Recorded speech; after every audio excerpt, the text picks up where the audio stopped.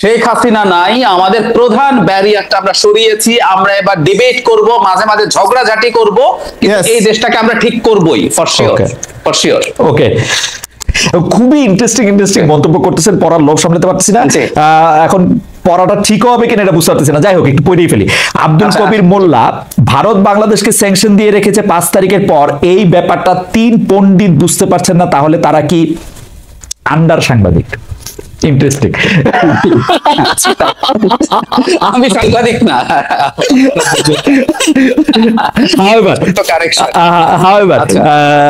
আপনি সেনাবাহিনী মন্তব্যের কথা যেহেতু বললেন, সেই মন্তব্যের মধ্যে আমি একবার দেখার চেষ্টা করছিলাম যে মাহমুদুর রহমান একটা শব্দ ব্যবহার করেছিল আমার সম্পর্কে, যে গিরগিটি সাংবাদিক। আচ্ছা, তো এই গিরগিটি সাংবাদিকটা দেখেন অনেকবার ব্যবহার হয়েছে, কিন্তু এই যে শব্দটা যারা ব্যবহার করছেন, যে দর্শকরা যারা ব্যবহার করছেন, আমি ঠিক নিশ্চিত নই তারা গিরগিটি শব্দটার অর্থটা বোঝেন। আমি তাদের আন্ডার এস্টিমেট করছি না, বোঝেন কিনা না, হয়তো মোটামুটি ভাবটা বুঝতে পারছে, মানে যারা দেখা যে রং বদলায়, যে রং বদলায়।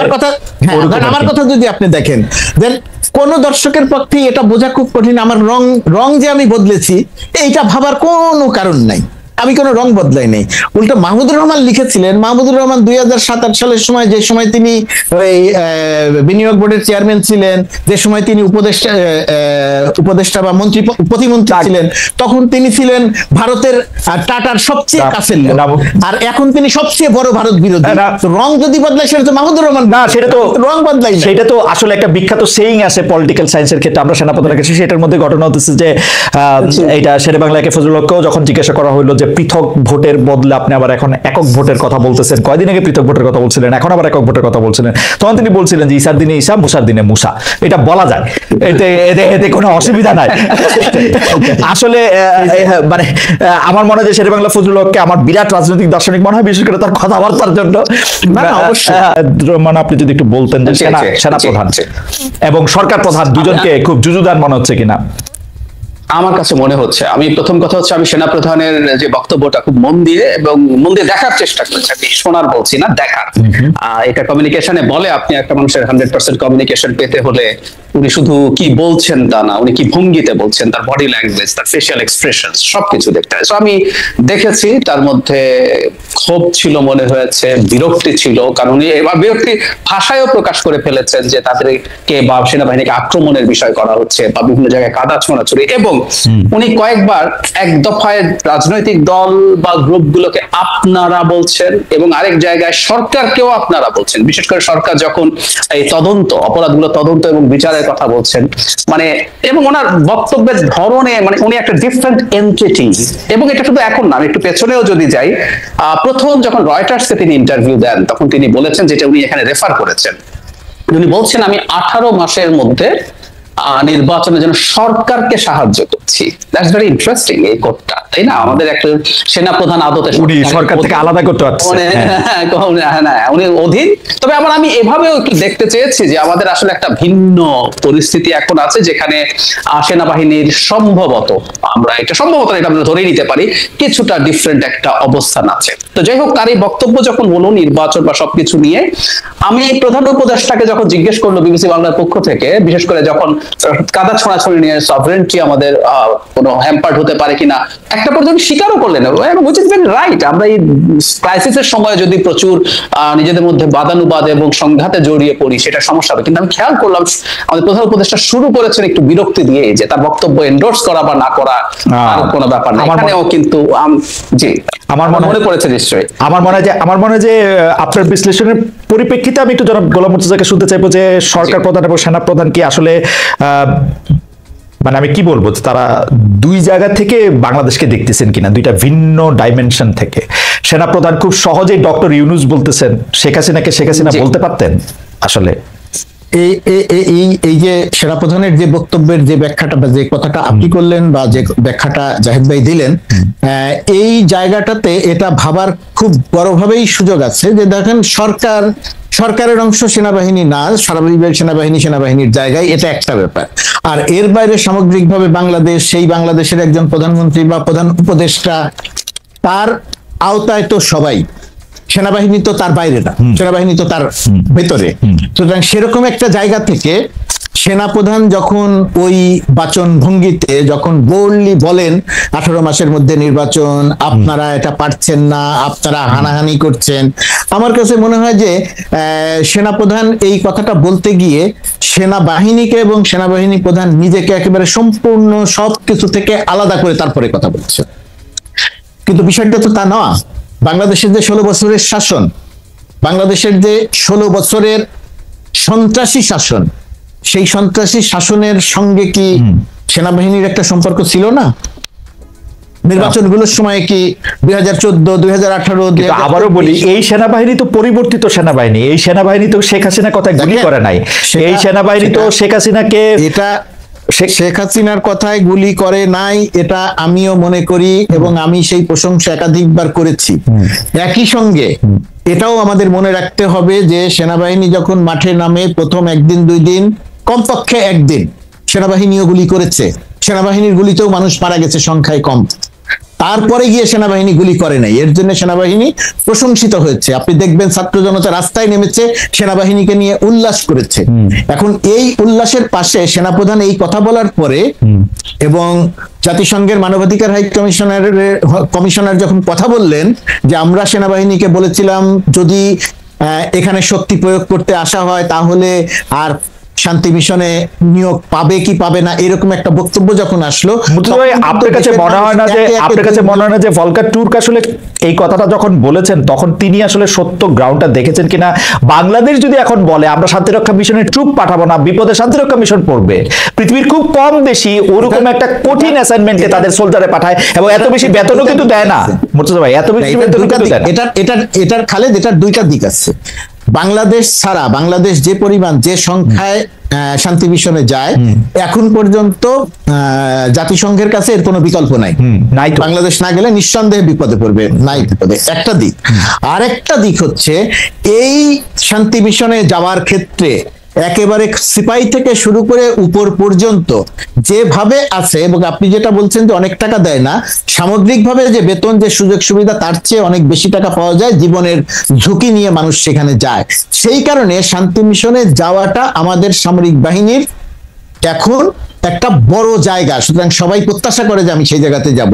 সেটা যদি হঠাৎ করে বন্ধ হয়ে যায়, জাতিসংঘ কি বিপদে পড়বে সেটা একটি দিক, দেশের ভেতরে তার একটা প্রতিক্রিয়া হবে। না, আমি শুধু ব্যাপারটা বলতে চাইছিলাম যে জাতিসংঘের কোনো কর্মকর্তার হাতে ওই কার্ডটাই নাই, এটা আমি ফর শিওর জানি। কারণ ডয়েচে ভেলেতে যখন এই লাস্ট ওই রিপোর্টটা করা হয় তখন স্পেসিফিক প্রশ্ন করা হয়েছিল যে ওরা জাতিসংঘের থেকে গেলে ওরা এটা করতে পারবে কিনা। তারা কিন্তু এটা বলছে যে আমাদের তো এই সুযোগ নাই। বাংলাদেশের শেখ হাসিনার আর্মি অন্যায় করতেছে, র‍্যাব করতেছে, আয়নাগর করতেছে। এই আলোচনাটা অন্যদিকে চলে গেল, বাট আমি ওই ডয়েচে ভেলের যে রিপোর্টের কথা বলছেন এবং আমি নিজেও পুরো ব্যাপারটা জানি, আপনার সঙ্গে আমি একমত। কিন্তু আমি যেটা বলছি, যদি কোনোভাবে এই প্রসঙ্গটা আসে তাহলে দেশের ভেতরে প্রতিক্রিয়া হবে, আমি শুধু সেইটা বলার চেষ্টা করি। ওকে, আমার মনে হয় আপনার পয়েন্ট ঠিক আছে, ঠিক আছে। আর এই কারণেই সেনাপ্রধান যে কথা বলেছেন সেই কথার একই সঙ্গে তাই সেই কথার অনেক প্রশংসার জায়গা আছে, বা একই সঙ্গে তার কথা নিয়ে নানা রকমের আলোচনারও ব্যাপার আছে। বিশেষ করে সরকারের সঙ্গে বা সরকারের বাইরে থেকে তিনি সরকারকে ডমিনেট করছেন কিনা কোনো কোনো সময়, এই ব্যাপারগুলো আছে।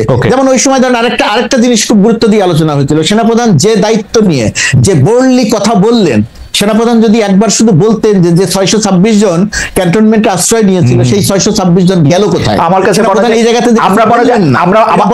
আমার মনে হয় যে মুর্তজা ভাই, আমরা সেনাপ্রধানকে এটা অন্ততপক্ষে 10 বার 5 বার, সেনাপ্রধান তো আর আমাদের সাথে কথা বলেন নাই, যাদের সাথে কথা বলেছেন তারাও আসলে চেষ্টা করেছেন, এটা বলতে চেষ্টা করেছে। কিন্তু সরকার প্রধানেরও কিন্তু ব্যাখ্যা দেওয়া উচিত এই 626 জন, কারণ সেনাপ্রধান তার অধীনে চাকরি করেন। সরকার প্রধানও কিন্তু এটা নিয়ে কোনো কথা বলেন নাই আর কি এই পর্যন্ত আমরা দেখি। আমার কাছে এইটা নিয়ে 2 পয়সা হলো, আমি শেষ প্রসঙ্গে চলে আসছে, এটা নিয়ে 2 পয়সা হচ্ছে ডক্টর মানে সরকার প্রধানকে এরকম মনে হচ্ছে বলেই সেনাপ্রধানকে একটু অমিত বিক্রম মনে হচ্ছে কিনা সেটাও একটু দেখার জিনিস। যাই হোক, আমি একটু ডক্টর জাহিদুর রহমানের কাছে শেষ প্রসঙ্গে আসি, যেটা ডক্টর জাহিদুর রহমানের কাছ থেকে আমরা শুনে এক লাইন আবার মুর্তজা ভাইয়ের কাছেও শুনবো। সেটি হচ্ছে বিচার ও সংস্কার পেছানো রাজনীতি করবেন না, যেটা হচ্ছে জনাব নাহিদ ইসলামের আহ্বান, সাবেক উপদেষ্টা, বর্তমানে এনসিপির প্রধান। আপনারা কি বিচার ও সংস্কার পেছানো রাজনীতি করছেন বলে আপনি মনে করেন কিনা, আপনি যদি 2 মিনিটে বলেন খুব ভালো হয়। আমরা মুর্তজা ভাইকে এই প্রসঙ্গে আসলে 1 মিনিট শুনবো। আবারও আজকে যেহেতু অনেকগুলো, আমি সাধারণত এত মন্তব্য পড়ি না, আজকে যেহেতু অনেকগুলি মন্তব্য পড়লাম এবং আপনাদের সাথে আলোচনা খুব শিক্ষামূলক এবং একই সাথে আমার জন্য খুব এন্টারটেইনিং, সেজন্য আমি একটু খুশিতে তাসিন খানের মন্তব্য একটু পড়তে চাই। উনি বলছেন, কি সুন্দর আনন্দ আড্ডা হচ্ছে, হাহা হিহি, আর আমরা গরিবরা সন্ধ্যার পর বের হবো কিনা ভাবতে ভাবতে 10টা বেজে যাচ্ছে। এই হাহা হিহি মানে আমারে পাছে সহজে বোঝো, তাই তো এত লীলার ছল, বাহিরে যার হাসির ছটা, ভিতরে তার চোখের জল। যাযাবরে লিখেছিলেন, যাযাবর লিখেছিলেন ওই ইয়েটার মধ্যে। যাই হোক, আমরা একটু ডক্টর জাহিদুর রহমানের কাছে যাই। আমি হাসি নিয়ে একটা কথা একটু বলি, যেটা হচ্ছে আমরা অনেক সুখে আছি সবাই তা না, তবে একটা কথা সত্য, মানে এখন অনেকে মন্তব্য করছেন, আমি এভাবে বলার জন্য দুঃখিত। দীর্ঘ একটা ট্র্যাক রেকর্ড আমাদের তো আছে। আমি 11 সাল থেকে স্মরণ করতে পারি, যখন সংবিধান সংশোধন করেছে বাংলাদেশের থেকে আমরা ফাইট করার চেষ্টা করেছি, প্রতি মুহূর্ত টেনশনে ছিল। সো এখন না, আমি অনেককে ফান করে বলতে শুনি, কিন্তু ফান না, আমাদের কোনো কষ্ট যদি আসে, যদি চিন্তা করি আপা নাই, আপা পালিয়েছেন, না, এটা ইটসেলফ একটা অসাধারণ আনন্দের ব্যাপার। শুধু টেনশন না জাহেদ, মুর্তজা ভাইয়ের মনে থাকবে, টেনশনের পাশাপাশি আছে গ্লানি, পচানো, সর্বোচ্চ পর্যায় থেকে এরকম করে কথা বলা, পেঁচিয়ে আমাদের প্রশ্ন করেন, সাধারণ প্রশ্ন কেউ, মানে অসম্ভব গ্লানি। কিন্তু যাই হোক, একদম হ্যাঁ। আমি এখন ওই যেটা বলছিলাম তাদের রাজনীতির ব্যাপারে, হ্যাঁ, মানে দুটো ব্যাপার, সেটা হলো সংস্কার, বিচার। প্রথম কথা হচ্ছে বিচার, এটা আমি মানতে প্রস্তুত, শেখ হাসিনা এবং তার সাঙ্গপাঙ্গদের যদি বিচার আমরা বাংলাদেশে করতে না পারি, সেটা এই সরকারের সময় আসলে হবে না। এই সরকার যে টাইমলাইন দিয়েছে তাতে আসলে আমি মনে করি ফার্স্ট ভার্ডিক্টটাও আসবেন, আমাদের চিফ প্রসিকিউটর যতই বলুক না কেন। আচ্ছা, যদি আসেও, কিন্তু আমি হচ্ছে এদের বিচার যদি করা না যায়, বাংলাদেশ রাষ্ট্র হিসাবে আর কারো বিচার করার কোনো অধিকার রাখে না, আমি একদম সিরিয়াসলি মনে করি। ফলে এই বিচার এখন না, পরবর্তী সরকারও যদি সেটা কন্টিনিউ না করে, আমরা সেটা নিয়েও নিশ্চিতভাবে কথা বলবো। এবং আজকে এখানে দর্শক যারা আছেন তাদেরকে সাক্ষী রেখে বলছি, পরবর্তীতে নির্বাচিত সরকার যদি এটা গড়িমসি করে, পারহ্যাপস আইল বি দ্য ফার্স্ট পারসন আমি এটার বিরুদ্ধে দাঁড়াবো। ওকে, তো সুতরাং এটাকে নির্বাচনের সাথে জড়ানোর দরকার নেই। সংস্কার নিয়ে আমি একটা কথা বলি, আমি নিজে একটা সংস্কার কমিশনের সদস্য ছিলাম, আমি একটা সংস্কারের আশা আর খুব বেশি দেখি না। কেন? সরকারটা নানা ক্ষেত্রে এত ব্যর্থতার পরিচয় দিয়েছে এবং এত দুর্বল হয়ে গেছে। সরকার যদি একটা শক্ত জমির উপরে দাঁড়াতে পারতো, আমি সরি, কেউ বলতে পারেন যে না, বিএনপি সংস্কার নিয়ে ন্যূনতম সংস্কারের কথা বলছেন, তারা কেন চাইছেন না? আমি রাদার মনে করি আসলে রাজনীতি এভাবে কাজ করে। রাজনীতি কাজ করে কোন দল কিভাবে অবস্থায়। বিএনপি এখন দেখছে মাঠে তার অবস্থান অনেক বেশি শক্তিশালী, সরকার দুর্বল।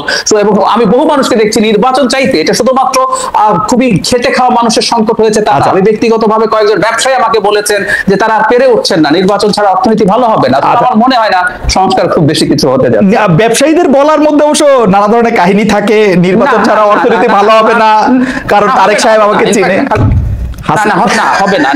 হবে না খালেদ ভাই, আমাদের ওই সুযোগ নাই। আসলে অর্থনীতির খুব বেসিক কি এটা, ইভেন আমি মেনে নিলাম, আমি রসিকতা করতেছিলাম, মেনে নিলাম। মুর্তজা ভাই, আপনি যদি 1 মিনিট বলেন, আমরা আসলে সময় পার হয়ে গেছি। আবারও একটা দর্শক মন্তব্য আপনাদের শোনাই। সাদাত বলছেন, আগে আওয়ামী লীগ ভোট দিতে চাইতো না, এখন নতুন দলই ভোট দিতে চায় না, কেন জানি মনে হচ্ছে ভাই। এই আপনি যে সংস্কার এবং বিচারের জায়গা থেকে রাজনীতি করা প্রসঙ্গে আপনি যদি 2টা লাইন বলেন আমাদের। প্রথমত কথা নতুন দলের নির্বাচন দিতে চাইছে না বলে আওয়ামী লীগের সঙ্গে মিলনে এত সরলীকরণ করার কোনো সুযোগ নেই, এই বক্তব্যটা সঠিক নয় প্রথমত। দ্বিতীয়ত কথা, আরেকজনের যে মন্তব্য করলেন, আমরা হাসাহাসি করছি, রসিকতা করছি, এই হাসাহাসি বা রসিকতা করার একটা পরিবেশ তৈরি হয়েছে দেশে, এটা আমাদের সবাইকে স্বীকার করতে হবে, বুঝতে হবে।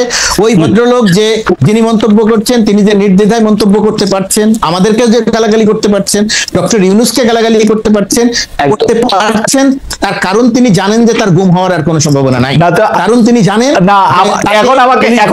এখন আমাকে আবার আমার শিক্ষকের মতো ফেসিবাদের দালাল বলেন না, কারণ আমি যেহেতু মন্তব্যগুলি পর্যবেক্ষণ করতাম, সেটা আমি কিন্তু দেখতাম শেখ হাসিনা প্রচুর গালি খাইতো অনলাইনে, মানে আমার মন্তব্যের মধ্যে, মানে কিন্তু সেই সময় নামগুলি লুকাইতে হইতো, আরো কি জানি করতে হতো, বা বিদেশে থাকতে হতো। এবং সেই গালির একটা বড় অংশ গালিটা দিত দেশের বাইরে থেকে, দেশের ভেতরে থেকে গালি দেওয়ার সংখ্যা অনেক কম ছিল। আমি যখন একটা টেলিভিশনে শো করতাম, টেলিভিশন শো করে রাতে 1টার সময় বের হওয়ার পরে আমি কোনোদিন একা মাইক্রোবাসে উঠতাম না, আমার সঙ্গে আরো 1-2জন থাকতে হতো, কারণ আমি জানতাম যে কোনো সময় যে কোনো কিছু ঘটতে পারে। আমি রাতে ঘুমাতে পারতাম না, একটা ছোট্ট একটা গেটে শব্দ হলে আমার কাছে মনে হতো যে র্যাব চলে আসলো কিনা, তুলে নিয়ে যাওয়ার মতো অবস্থা তৈরি হলো কিনা।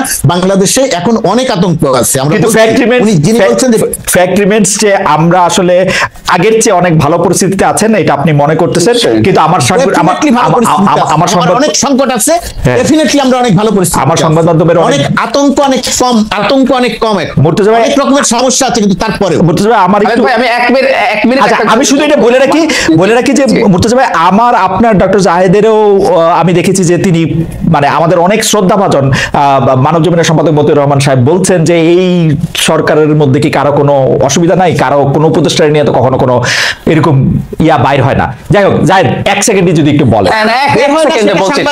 বের হয় না সেটা সাংবাদিকদের ব্যর্থতা, যেটা সম্পাদকের ব্যর্থতা, যিনি বলছেন তারও ব্যর্থতা হতে পারে, আমারও ব্যর্থতা হতে পারে। আচ্ছা ঠিক আছে, আমি জাস্ট দুটো বাক্য বলি খালেদ ভাই, সেটা হলো